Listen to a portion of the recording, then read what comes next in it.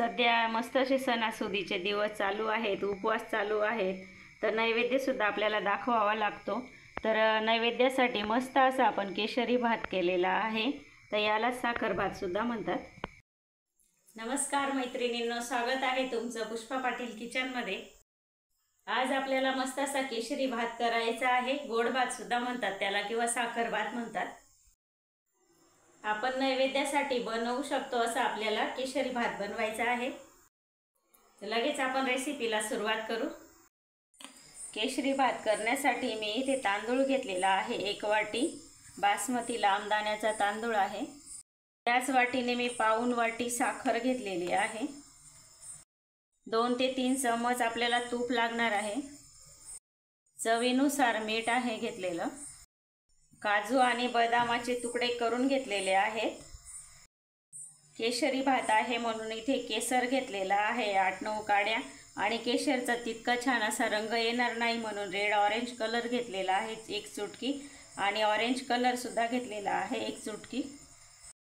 सगळ्यात आधी आपल्याला हा तांदूळ एका मोठ्या भांड्यामध्ये टाकून 2 ते 3 पाण्याने स्वच्छ धुवून घ्यायचा आहे. व्यवस्थित असा धुवून घ्यायचा तांदूळ. 2-3 पाण्याने मी तांदूळ छान धुवून घेतला. आता तांदूळ बुडेपर्यंत आपल्याला पाणी टाकून घ्यायचं आहे. आता याला आपण 20 ते 25 मिनिटं असं झाकून ठेवून देऊ. 25 मिनिटानंतर तांदूळ उपसून घेतले आणि पूर्णपणे पाणी निथळून घेतलेलं आहे. लगेच आपण भात बनवायला घेऊ. त्यासाठी इथे कढई ठेवलेली तापवायला, तर तूप टाकून घेऊ. या तुपामध्ये आता आपल्याला 2-3 लवंग आणि वेलची घालायची आहे. वेलची बघा अशी फोडून घेतलेली आहे स्वाद छान येण्यासाठी. लवंग वेलची थोडीशी परतली गेली. आता याच्यामध्ये आपण तांदूळ घालून घेऊ, जो आपण धुवून ठेवलेला होता तो. तांदूळ आता आपल्याला हलक्या हाताने परतवून घ्यायचा आहे छान असा.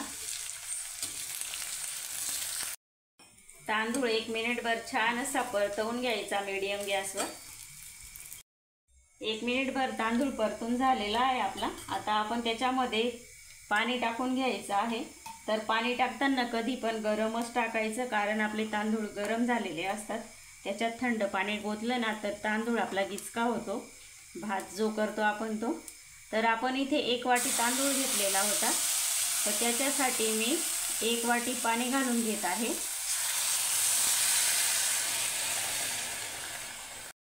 आणि अजून मी आता अर्धी वाटी पाणी घालते, म्हणजे आपण 1 वाटीसाठी 1.5 वाटी पाणी घालू. या भातामध्ये आता आपल्याला आपण जे ड्रायफ्रूट घेतलेले होते तर ते घालून घेऊ. मी बाकीचे उरवून ठेवलेले नंतर वरून घालू आपण. चवीनुसार आपण मीठ घालून घेऊ.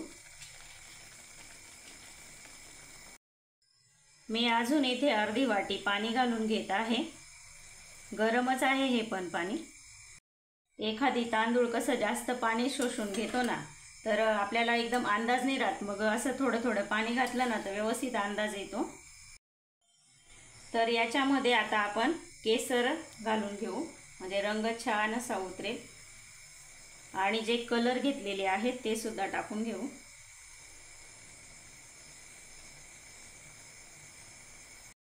आता हलक्या हाताने आपल्याला मिक्स करून घ्यायचं आहे. व्यवस्थित मिक्स करून झाला. आता मस्त आपण 5 मिनिटं याच्यावर झाकण ठेवून देऊ. 5 मिनिटं झालेली आहेत. छान असा भात मी मीडियम गॅसवर शिजवून घेतला. बघा किती छान असा रंग आलेला आहे, एकदम भारी असा शिजून गेलेला आहे. हे बघा, एक 10% म्हणजे कसर ठेवायची त्याच्यात, म्हणजे आपण साखर घातल्यानंतर पण तो थोडा शिजणार आहे त्यासाठी. तर आता लगेच आपण ही साखर वरून घालून घेऊ. मिक्स करून घेऊ साखर घातल्यानंतर. साखर मिक्स केल्यानंतर परत आता 2 मिनिटासाठी आपण झाकण ठेवून देऊ. 2 मिनिटानंतर आता आपण झाकण उघडू. आणि बघा किती छान असं सर्व जे साखरेचं पाणी झालेलं होतं ते सुद्धा पूर्ण भातामध्ये जिरलेलं आहे। आता आपण गॅस बंद करून द्यायचा आहे। 1-2 मिनिटं आता आपण याच्यावर असंच झाकण ठेवून देऊ। 2 मिनिटं झालेली आहेत। आपल्याला गॅस बंद करून झाकण ठेवून आता झाकण काढून घेऊ आपण।